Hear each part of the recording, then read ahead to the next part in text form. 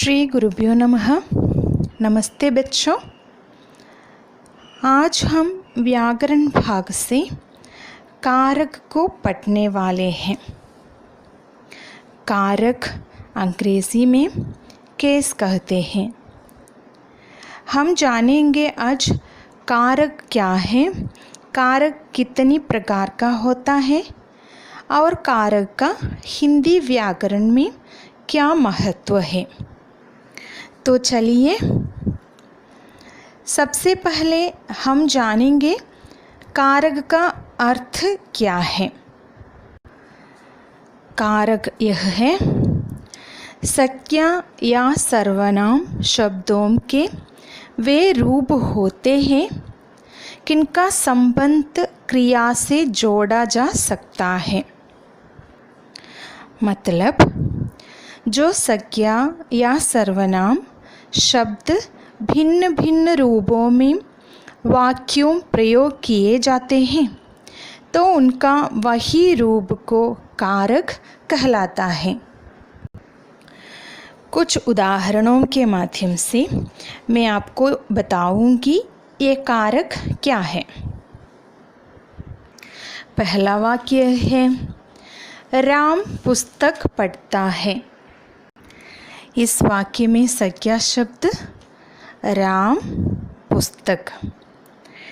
दूसरा वाक्य यह है मोहन चाकू से सब्जी काट रहा है। इसमें मोहन चाकू सब्जी आदि संज्ञा शब्द हैं। तीसरी वाक्य में रतन अपने भाई के लिए खिलौने खरीदेगा। इस वाक्य में रतन, भाई और खिलौना ये सब संज्ञा शब्द हैं। देखिए इन तीनों वाक्यों में भिन्न भिन्न यानी डिफरेंट संज्ञा और सर्वनामों के शब्द आए हुए हैं।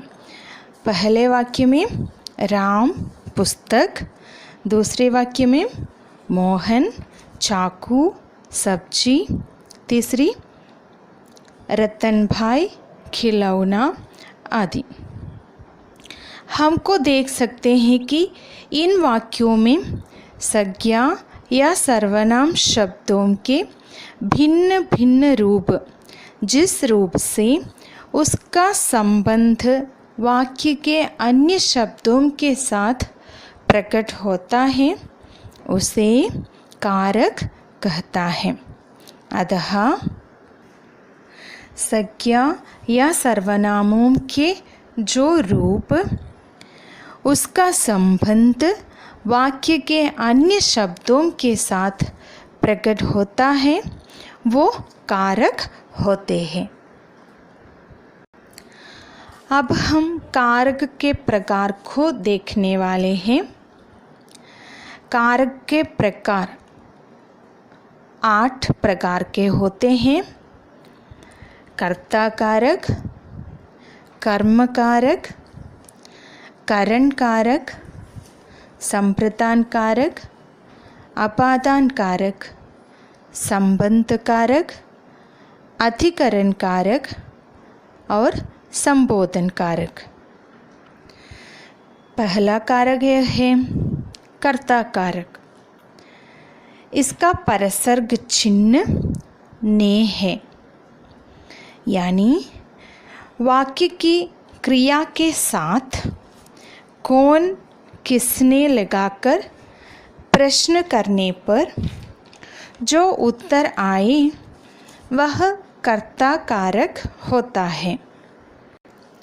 देखिए उदाहरण के लिए राम पुस्तक पढ़ता है, राम ने पुस्तक पढ़ा, राम पुस्तक पढ़ेगा।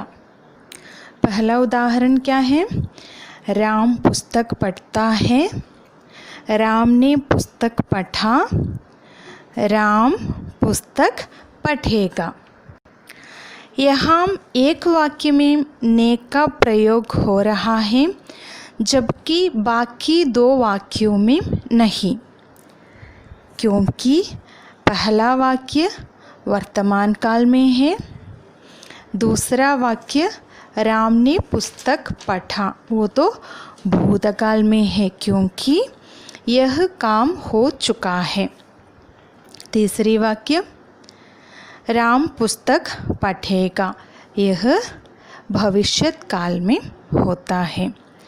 वर्तमान काल और भविष्यत काल में ने का प्रयोग नहीं होता। परिभाषा यह है, वाक्य की क्रिया के साथ कौन किसने लगाकर प्रश्न करने पर जो उत्तर आए वह कर्ता कारक होता है, परसर्ग यानी चिन्ह ने है। अगला प्रकार कर्म कारक। पहले उदाहरण को देखें। मदन ने रमेश को पुस्तक दी। यहाँ पुस्तक कौन देता है? मदन ने। किसको? रमेश को। यहाँ पुस्तक का प्रभाव रमेश पर है। माँ ने बेटे को खाना खिलाया। यहाँ माँ, बेटे और खाना संज्ञा शब्द है। माँ कर्ता है, बेटे कर्म और खाना भी कर्म होते हैं। यहाँ खाना का प्रभाव यानी असर बेटे पर है। इसी तरह वाक्य में जिस संज्ञा या सर्वनाम पर क्रिया के व्यापार का फल पड़ता है वह कर्मकारक होता है। इसका चिन्ह यानी परसर्ग को होते हैं। अब हम परिभाषा को देखेंगे। वाक्य में जिस संज्ञा या सर्वनाम पर क्रिया के व्यापार का फल पड़ता है वह कर्मकारक होता है। इसका चिन्ह को है। करण कारक। राम ने कलम से पत्र लिखा। यहाँ राम ने पत्र लिखा है। यहाँ जिसकी सहायता से यानी जिसके द्वारा पत्र लिखा गया है। राम ने कलम से यानी कलम के द्वारा पत्र लिखा है। शब्दों की सहायता से क्रिया का व्यापार यानी कार्य होता है, उस करण कारक कहते हैं यानी उसे करण कारक कहते हैं। इसका चिन्ह से या के द्वारा है। परिभाषा यह है, जिन शब्दों की सहायता से क्रिया का व्यापार यानी कार्य होता है उसे करण कारक कहते हैं। करण साधन शब्द का पर्याय माना जाता है। चिन्ह से या के द्वारा है। संप्रदान कारक। एक उदाहरण के माध्यम से देखेंगे। माँ ने पंडित जी को खाना दिया। जिसे कुछ दिया जाए या जिसके लिए कुछ किया जाए। यहाँ माँ ने पंडित जी को कुछ दिया। क्या? खाना। मदन अपनी बहन के लिए खिलौने खरीदेगा। मदन अपनी बहन के लिए क्या खरीदेगा? खिलौने। उसको देने के लिए खिलौने खरीदेगा। यहाँ जिसे कुछ दिया जाए या जिसके लिए कुछ किया जाए वह पद संप्रदान कारक में होता है। इसके परसर्ग को, के लिए, के हेतु आदि है। देखो परिभाषा यह है, जिसे कुछ दिया जाए या जिसके लिए कुछ किया जाए वह पद संप्रदान कारक में होता है। इसके परसर्ग को, के लिए, के हेतु है। अपादान कारक। अपादान कारक में निश्चित रूप से अलग होने का भाव होता है। यह अलग होने का भाव अनेक परिस्थितियों तथा कारणों पर निर्भर करता है, जैसे निगलने के भाव में, अलग होने के भाव में, आरंभ होने के भाव में, तुलना के भाव में। छात्र कक्षा से बाहर निकले। पेड़ से भल गिरा। यहाँ भल पेड़ से दूर हो रहे हैं और यह दिखाने के लिए यहाँ से विभक्ति का प्रयोग किए गए हैं। परिभाषा: जिसे पद से अलग होने, निकलने, डरने, सीखने, लज्जित होने या तुलना करने का भाव प्रकट होता है, उसे अपादान कारक कहते हैं। इसका विभक्ति चिन्ह से है। अगला है संबंध कारक। संबंध कारक के परसर्ग का, के, की, रा, रे, री, ना, ने, नी है। संबंध अनेक वस्तुओं, व्यक्तियों आदि से हो सकता है। इस प्रकार संबंध कारक से अनेक रूपों में संबंध प्रकट होते हैं, जैसे अंग अंगी संबंध, आधार संबंध, रिश्तेदारी, अधिकार और मूल्य। यह मेरा घर है, यह अधिकार का जो भाव यानी संबंध प्रकट होते हैं। यह वाक्य में रा का प्रत्यय प्रयोग किया गया है। अपना काम करो, इसमें ना का प्रत्यय प्रयोग किया गया है। परिभाषा: एक संज्ञा या सर्वनाम का दूसरी संज्ञा या सर्वनाम के साथ संबंध बताने वाले शब्द को यानी पद को संबंध कारक कहते हैं। इसके परसर्ग का, के, की, रा, रे, री, ना, ने, नी है। अधिकरण कारक। अधिकरण कारक में क्रिया का आधार, स्थान, भाव और काल को पता चलता है।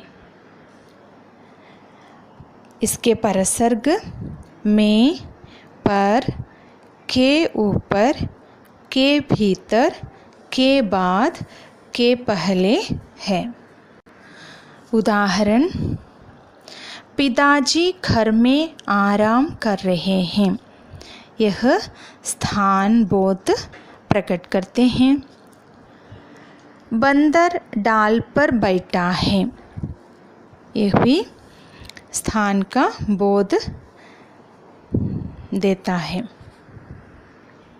परिभाषा यह है: संज्ञा या सर्वनाम के जिस रूप से क्रिया का आधार यानी स्थान, भाव और काल पता चलता है, उसे अधिकरण कारक कहते हैं। इसके परसर्ग में, पर, के ऊपर, के भीतर, के बाद, के पहले है। संबोधन कारक। उदाहरण: लड़कों शोर मत करो। अरे यह क्या कर डाला। इन दोनों वाक्यों में शब्द के जिस रूप से किसी को पुकारा जाए, बुलाया जाए या संबोधित किया जाए, उसे संबोधन कारक कहते हैं। इसमें प्रायः हे, अरे, ओ, रे आदि शब्दों का प्रयोग किया जाता है, जैसे हे राम, अरे रामू, रे दुष्ट आदि जैसे प्रयोग किया जाता है। संबोधन करते समय बहुवचन शब्द होंगे, यानी वीरों, अध्यापकों, बालकों और बालिकाओं। ऐसे संबोधन में अनुनासिक नहीं लगता। परिभाषा यह है, शब्द के जिस रूप से किसी को पुकारा जाए, बुलाया जाए या संबोधित किया जाए उसे संबोधन कारक कहते हैं। अब हम कारक के 8 भेदों पढ़ा चुका है। धन्यवाद।